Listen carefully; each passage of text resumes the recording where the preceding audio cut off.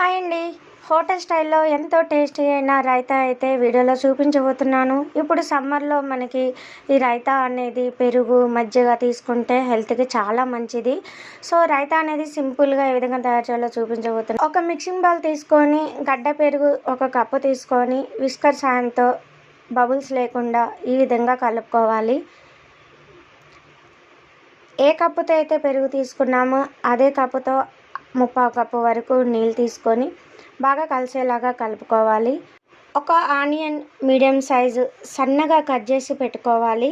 చాలా సన్నగా కట్ చేసుకున్న ఆనియన్స్ని ఇందులో వేసుకొని కలుపుకోవాలి. ఇంకా కొత్తిమీర సన్నగా కట్ చేసుకొని కొత్తిమీర కూడా ఇందులో యాడ్ చేసుకొని కలుపుకోవాలి. వీటన్నిటిని బాగా కలిసేలాగా కలుపుకోవాలి.